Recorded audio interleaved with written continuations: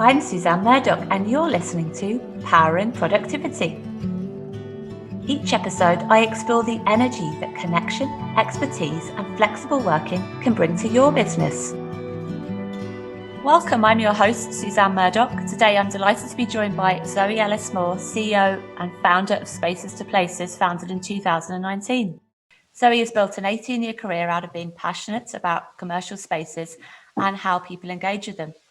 In her role at Spaces to Places, she works with investors, landlords, franchisees and operators in the flexible office space. Her approach is built on the concept of marketing intelligence, driving value through research-led market insights that make a difference. She's taken on diverse projects with Spaces to Places, from advising investors on the administration of the Clubhouse London to carrying out a full rebrand of Worting House in Basingstoke. So Zoe, welcome. How are you? Yeah, thank you very much. Oh, well, what an introduction. So yeah, thank you for having me. You're very welcome.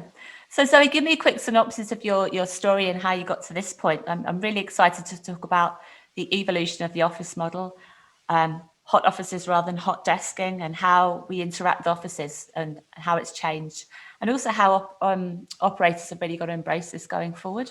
But I'd love to hear a bit about how you got to this point with the business. Yes, and I think my big one is always being passionate about people and places and the connection there. My degree was in retail marketing, so literally a degree in shopping in some ways, as some people call it. So the big one for myself was setting up the first business improvement district from the marketing perspective with Kingston upon Thames in the UK, and really understanding how the dynamics of a town centre works. I think that was the key one. And from my perspective, quite naive at the early stage of my career, wanting to change around a town centre with downward footfall and a negative perception because there was murder and nightlife taking over, empty shop units. But by bringing everybody together in the town centre, I was really initially focusing on that footfall and going, let's bring people in, let's make the town centre really vibrant, let's sort out the security and the safety, let's put on events, let's all work together. It then increased with all the collective activities that all happened there as well, collectively turn around a whole town centre. And because it's such a lovely area, and just revitalising it, putting some positive PR, really then that downward spiral turned. And so footfall increased, more retailers came in, the property prices then increased in the retail rents. But then actually the knock-on effect was I suddenly realised the bigger picture. It's the landlords, investors, much more pension funds that were really interested, going, actually, you've added value to our property portfolio. We love what you're doing. And so that led me sort of into much more of a deeper commercial property career. But I think from that, it's always been the balance of really understanding consumer needs, and they've been consumer orientated there with much more that sense of community, and balancing it with commercialities. I think that was the big one for me, then realising the bigger picture of the property world and office markets and everything else. And so led to managing portfolios for like Landsec, Savills and different groups. And then with JLL, just getting bigger and bigger, European level, global level. Wow. So, and working up, but still the fundamentals are the same of me with marketing there. But for the office industry and moving into the office industry, having worked across quite a few of the property sectors, from retail to hotels and hospitality to industrial and stuff, the fundamentals are still the same. And my big one is I just get fed up with hope marketing, where people will build something and think people will come. So my premise is all with that marketing intelligence is that you have to start back with the research, know who your consumers are, know the location and area, so work out demand, what's the supply, then create the right product that the people want. If it's offices, is it for more lawyers and architects, or is it for more creative type? What type of people, what size of business, all affect the design of the product. So once you've got the product right, the location, the product right there with all your research and built it, then you can do demand sort of real revenue generating marketing, and you're not just chucking money at things and hoping that people will come, but you know what they want and why they're coming. So it's really, that's my approach that's always sort of put me in good stead. So it's Fantastic. just taking it back to basics. But I mean, never more so have we needed that sort of approach than we do now. You know, the Yes, research definitely. approach and how situations are constantly changing.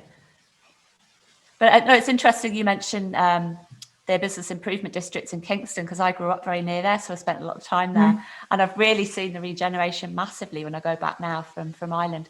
But also we have the business improvement district here, so I get quite involved with that as well. I think it's brilliant having, I mean, they're really feet on the ground. They really do get to know the local businesses and the smaller businesses as well. It's not just all about the bigger corporates in town centres. And I think that it's the smaller local businesses that bring things to life. Yes, that's what I'm always about, sort of that vitality. And I think with sort of office spaces as well, you want variety. I think that's the whole purpose, and variety of business. You know, it's the same fundamental model there of sometimes you might have traditionally your large anchor store, or in office, your large sort of anchor tenant there. But it's the smaller independents that bring that creativity and vibrancy. And it's blending the two. And, you know, I think now with some of the office buildings like the offices have done, that they've got their Headspace co-working sort of brand on the ground floor. They've then got their more traditional serviced office on another floor. And then they've got the bigger corporates with their bespoke brands. But they mix them all together in one building to really give that a great sense of place in the mixture, because that's what I enjoy about places and why people come out at the end of the day. Yeah, that's like our space in Newry. You've got the coffee shop, there's a bistro on the ground floor, then we've got the smaller offices and meeting rooms on the top floor. So there's all different things under one roof, so it's more of an experience. Yeah, and bring it all together. Because I think that's the thing, if you had it all cloned, same old, that's when things get boring. And you won't want to come to the office. So today I really want to discuss the relatively new concept of flexible and hybrid working, what's changing and why, and how they can really help us work smartly as individuals, if you know what you're looking for. How can we use these spaces to make best value of our time, our personalities, to work more productively and connectively, I guess, and more energetically? And is this sort of working for everyone? So here's question one. Are you ready? Yeah, no, okay. Let's dive in. So you've worked with some big commercial real estate companies advising on workspaces and how people engage with them. You must have seen a really big shift both in types of workspace set up recently, and each operator offering slightly different things. And then also changes regarding the experiences and facilities that people are looking for in the way they work. Can you tell me a little bit about that?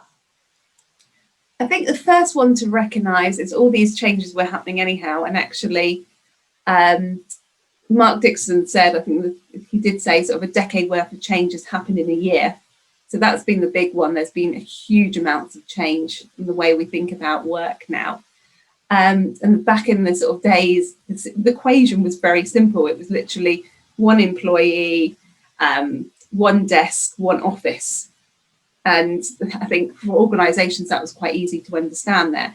But now the one employee might be working flexibly, have staggered start times. There's much more dynamics around just that one employee. And then if you think about the desk, they can work, you know, lots of different places. And it's not just necessarily a desk they work at anymore. They might be collaborating with people in a workshop area. They might have head down time. So different types of work into that blend. And then one office, it's no longer one office. I think sort of alluding to there, it's hot offices. You can move around different offices. So it's got much more complex in some ways, a huge variety of all those interlinking things.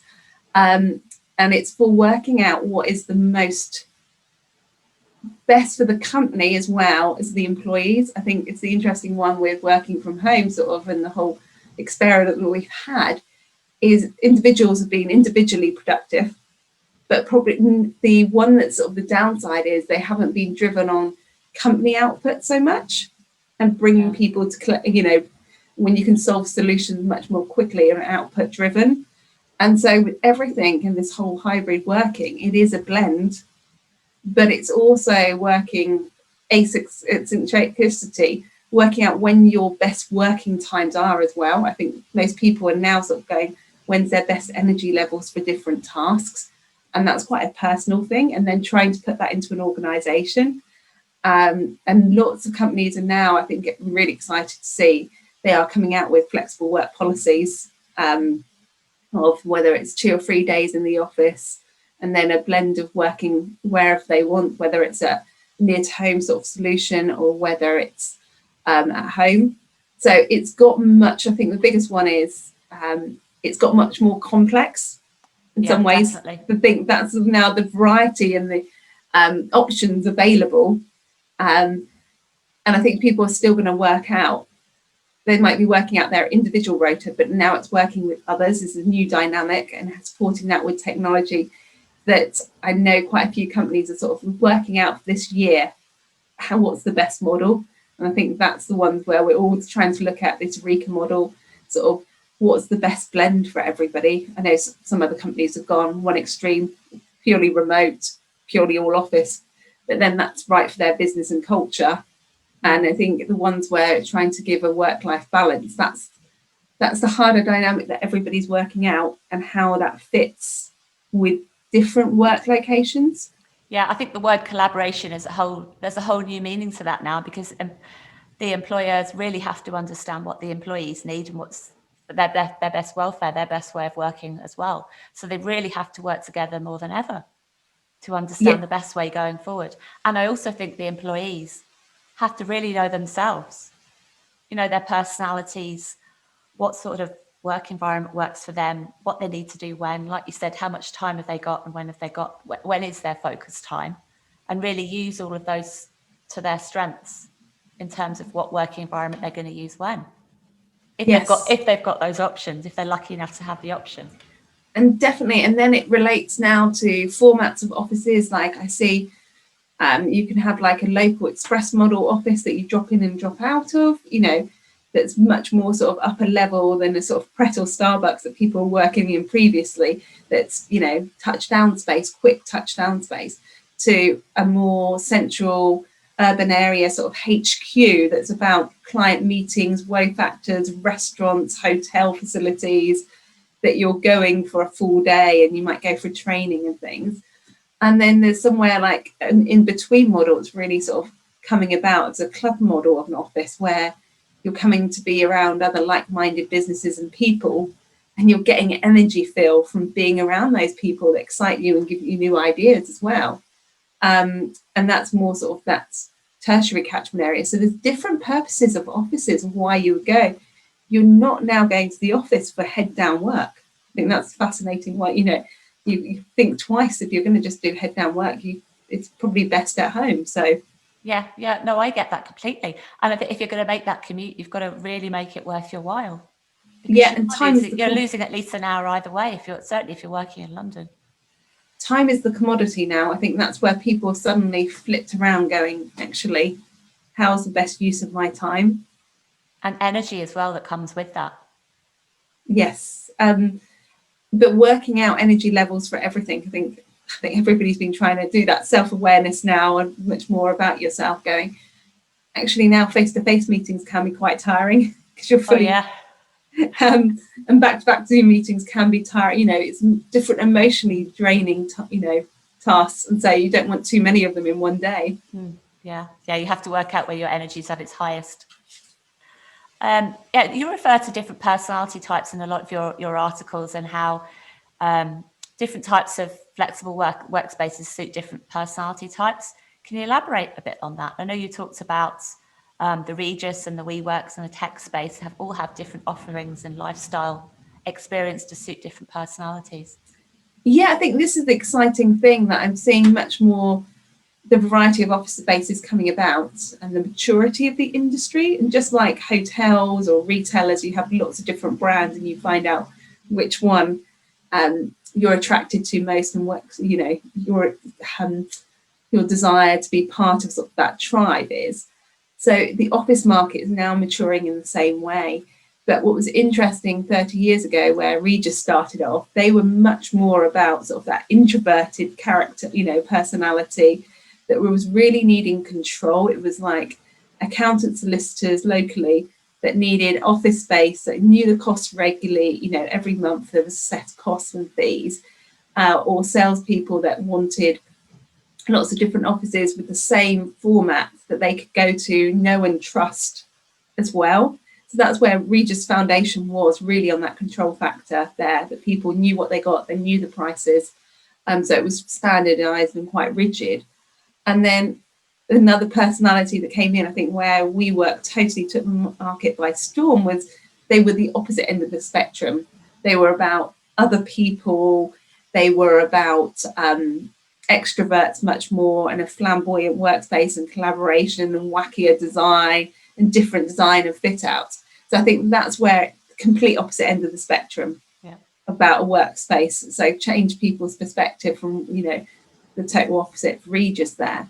And then what I'm finding is it's really working out why somebody's coming to workspaces. Is it that they want to be nurtured and supported?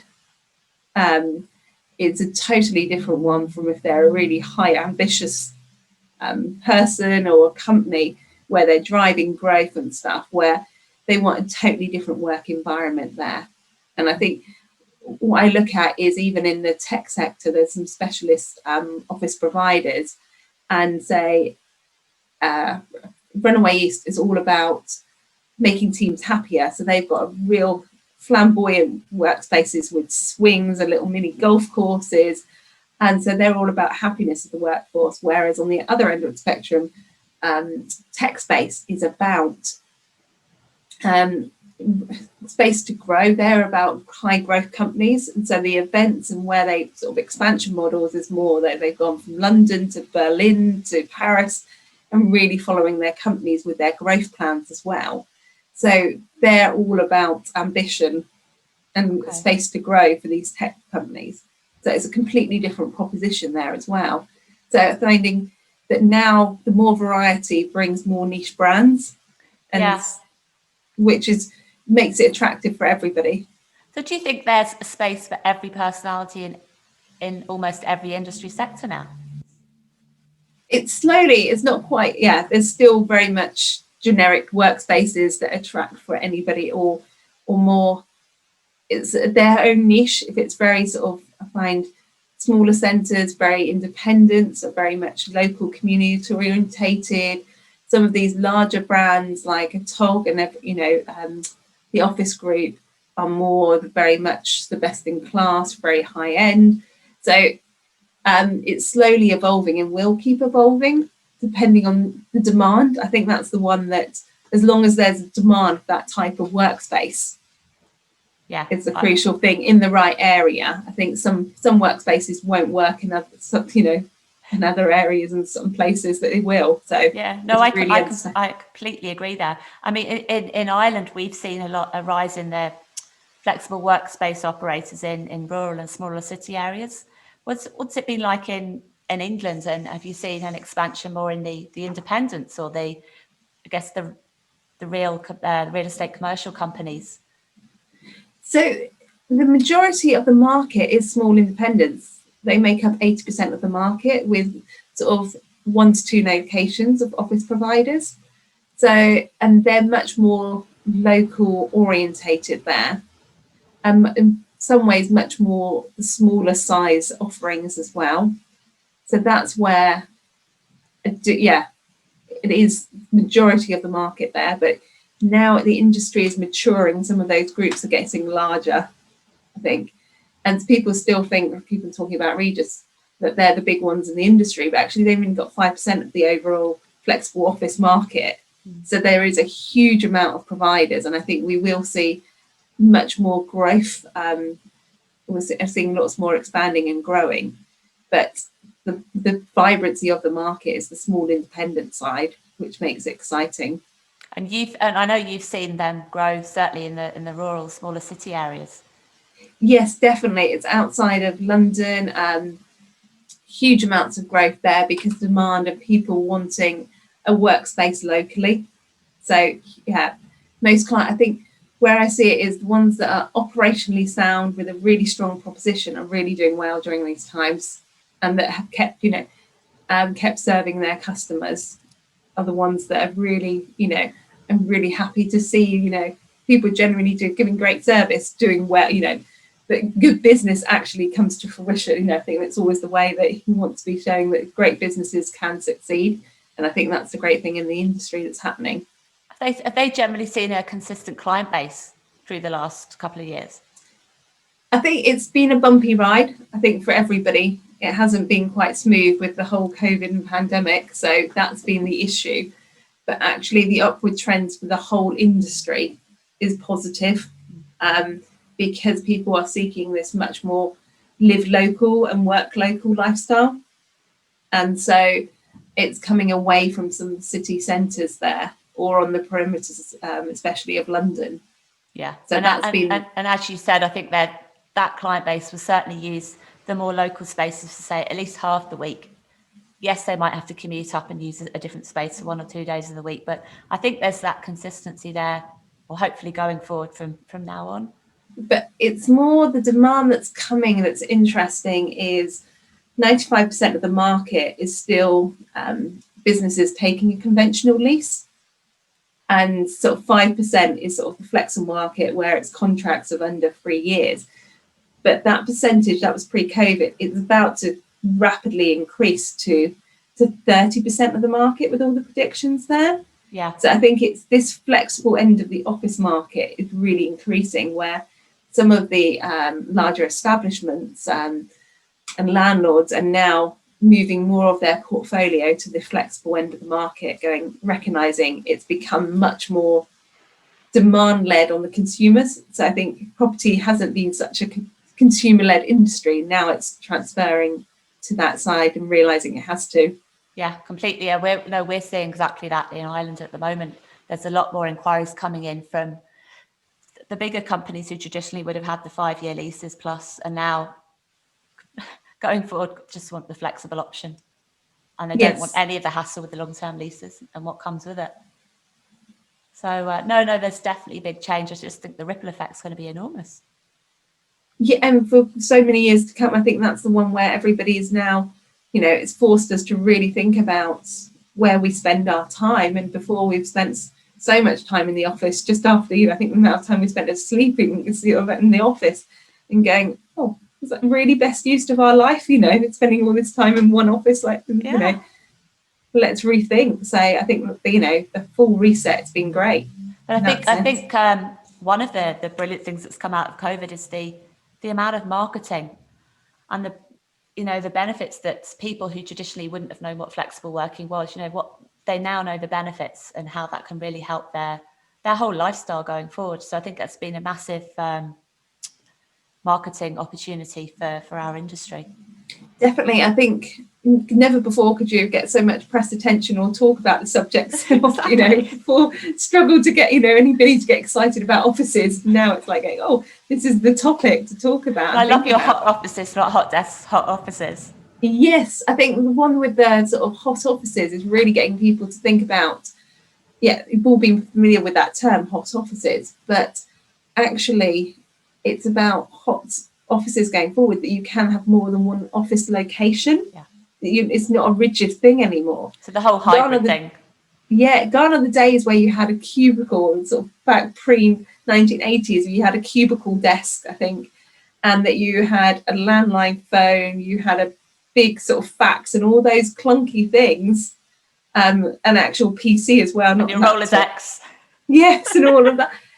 And now, you know, technology has been I think that's the other one. Technology has been the enabler to give people the freedom to work anywhere. And, you know, now I'm seeing much more generations of Z, they're working off just the tablet. And, you know, so gone from that big space that's needed, you can just pick up and work anywhere when you need in the right moment as well. So that brings me on nicely to the next question about automation, Zoe. So, you know, we've seen a huge trend in the last year with flexible workspace operators bringing in the automation in their spaces.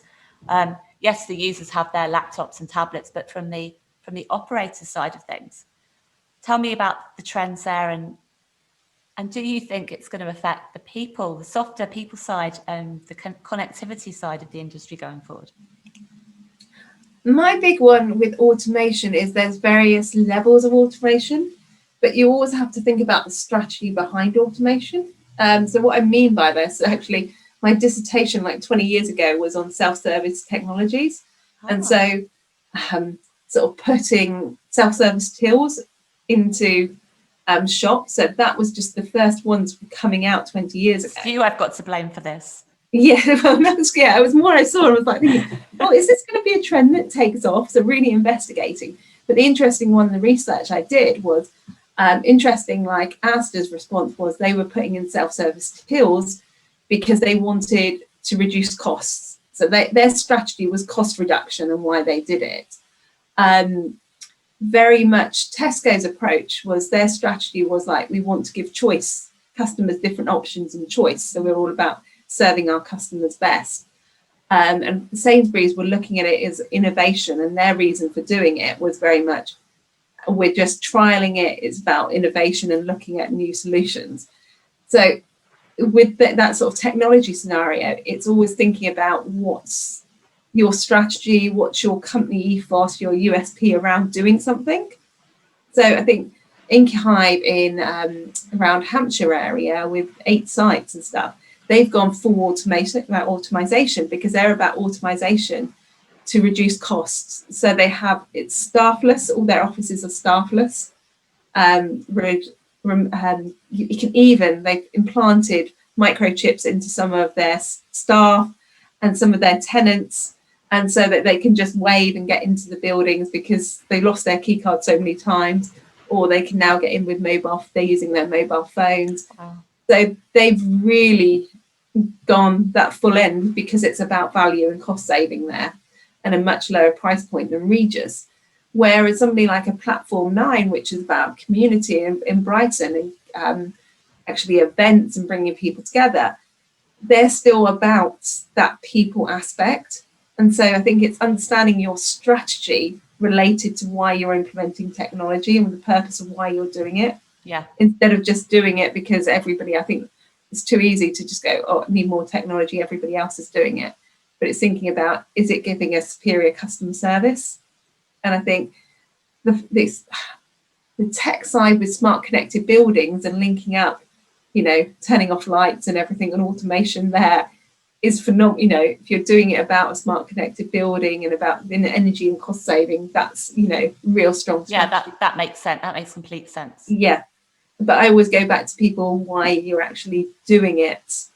Is it just to save you time and stuff? And then it's like, that's not really a strategy. Yeah, and does it reflect on what the users in your building want and what they're about? So I think that's the key one, is that, do they want 24-hour access? Is that why you're bringing, they're demanding that, so hence you're bringing in new door key systems and things with the technology there, then it makes sense. But I think it has to be led by a stronger, technology is only an enabler, but you have to start with a strategy. Yeah, and then you have to keep updating it there on in. Yes, I think that's the one, and working out, and there will all be teething problems and bugbearers, but actually I think if you've got a strong strategy from the start, then you're investing in it, knowing where you want that, the whole role of that technology to go. Is it about, if it's about enhancing the whole experience, then that's your key purpose that's driving it forward and yourself forward. Interesting. So do you think there needs to be more collaboration between operators in terms of setting industry standards across workspaces? Yes, I think it's still with the industry, it's fascinating. London's the most mature market in the world with flexible workspaces. I'm, been looking at quite a few different providers to try and get it up to the levels of benchmarking. So at the moment, that's the big one, that's lack of sort of transparency with data, what's, that will help an industry evolve. Like the hotel industry has much more, you have industry statistics that people are regularly publishing on their sort of occupancy levels, how much square foot they're using, and also it gets it much more sophisticated. But because we're currently, I think, the majority, the 80% going back to a small independents, the industry hasn't got that overall perspective of what's happening. Yeah. But slowly, I think the industry is coming together much more. And we've got the Flexible Office Association. There's getting stronger associations to bring this together and looking for solutions. And quite a few of the technology providers in the industry are looking at how can we best bring out best in class and help everybody else. I think that's the stronger one. That's still a long way to go in some ways. Yeah, I'd like to see something along the lines of, you've got your corporates, you've got your, say, digital members. There's different types of members and their requirements and what they're looking for. Some sort of standardization there so operators really understand what they need going forward. And only a few operators getting that sophisticated level to actually go segmenting their customer types and working out what customers they serve. I think, that's only a few operators that I'm seeing going to that level of understanding at the moment. Yeah. So it's constantly evolving and growing, but yeah, I'm excited that it will go much, much further, but it has, yeah. Oh, so Zoe, what would your three tips be for how to identify your most productive hybrid working environments or working setup to be successful? So I think one of it is starting with yourself often and knowing your mindset of what you need with different workspaces. Are you going because you need to be energized by other people, or you want that excitement, or on Fridays you need higher energy, so actually you need to go to a workspace. So I think it's always knowing your mindset and how a workspace can support you. I think that's always a key one for myself. Design is really crucial of designing out your week and planning, I think, of your different types of work, because then, and that links with your mindset as well, because then you can work out your best performance there. And I think instead of aimlessly, I've got much more better at planning out my week with my overall strategy. So I think the third thing is your overall strategy. What's your objectives? What are you trying to achieve?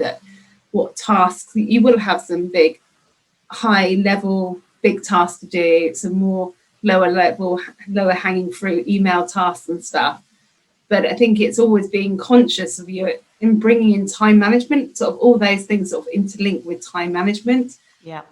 And then that interlinks with sort of your workplace management of best place to be working.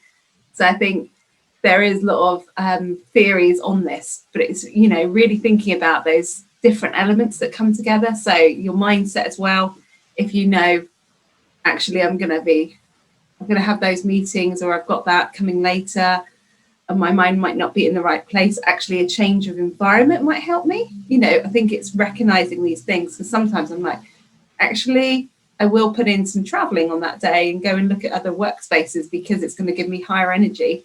Yeah. That's going to keep me going for the rest of the week. So I think it's much more complex, but to work out I think you need to think about your overall work strategy, what's your objectives of what you're doing, your design as well, but your life by design. I think that's what we're all trying to achieve, and going, bringing in what you found, different requirements in your life there. You're designing your work around your life by design there. Yeah. And for me, it's very much around, it's simple things. Do you like being with people? Do you not like being with people? Or what days do you and don't you perhaps? You feel very different. I guess it comes back to mindset. You feel different on different days, but you can often predict your mindset. Yes. Yes. And I think there is a pattern there as well. So that can very much be fed into your strategy of how you're going to work going forward.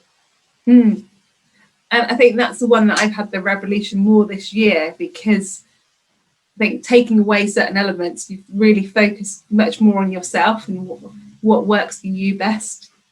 Yeah. In that dynamics. Oh, interesting. So what are you most excited about in terms of the future of work, Zoe? Most excited? I think it still goes back to that evolution and seeing how everything is now progressing. I'm excited about watching trends the whole time. And I think the quality of life is the big thing that I'm most excited about, because actually the near to home working options and this 15-minute city is giving people better quality of life. And so that's a huge one, and actually sort of people's everyday happiness. So that's where I'm like, I want this to be even though it's been a horrific pandemic, something good to come out of it. I think that's the strong one, the long term looking forward to in the future, going, this has radically changed people's perception. You know, they're valuing their time, quality time, and the time that they spend with people. So that's what excites me, of really a whole mindset shift for everybody. I just think the whole thing, I mean, I'm quite excited about the evolution of offices. Yeah. I don't know how excited everyone else will be about that, but personally, to me, that's what I'm excited about. And the whole different aspects of connectivity and how you can be connected whatever environment you're in. Yes, and that's only going to get stronger. And I think younger generation, I think the one that I'm looking at is going, let's say our children, the jobs that they do, like 75% of them don't exist at the moment. I'm like going, that's really sort of mind-boggling of what types of work people will be doing in the future as well. And seeing the rise of the gig economy, there's some benefits of the gig economy, that people can have 2 jobs and, you know, have that lifestyle they want. And I'm seeing that come much more to the office with the sort of freelancer websites appearing, that freelancers can work on a variety of projects with different companies. And I can see that changing the world of work quite a bit, because gone are the days where you work for one company for 40 years for your whole career. One job for life is no longer. Yeah, and maybe you're having 2 jobs that you're doing, you know, for 2 different companies. You know, I'm really thinking that it's going to push it even more, because technology can allow. Yeah, so, and the benefits that brings, you know, you don't get bored with one job. You've got all these different interests. You've got a huge skills base that you can tap into, all these different people that you're going to meet. So I think the possibilities are endless going forward. Yeah, and people finding their niche of what they're happiest doing as well. Definitely. So Zoe, where can people find out more about you? Yes, definitely. So I'm active on LinkedIn there. So you'll find, by searching Zoe Ellis-Moore, I do come up quite easily, actually. But the company address is spaces2places.co.uk, and it's at the 2TO for the website address. But do find that you will Google myself and I'll come up quite high with LinkedIn profile there. There's a unique name. Zoe, thank you so much for your time. I've loved talking to you about this. Really excited about the future of work, and let's see what emerges in the next year. Yeah, thank you very much. And anybody happy to do reach out. I find it now, this is the great world now that we can reach out and talk to anybody just through connections. Brilliant. Speak to you soon, Zoe. Thank you very much. Take care. Thanks for listening. You can find more information in the show notes or on our website, thehubnewry.com. While you're there, why not join our mailing list so we can keep you in the know about everything we're up to? And don't forget to subscribe to our podcast wherever you listen so you don't miss an episode. Powering Productivity is presented by me, Suzanne Murdoch. It's produced by Emily Crosby Media.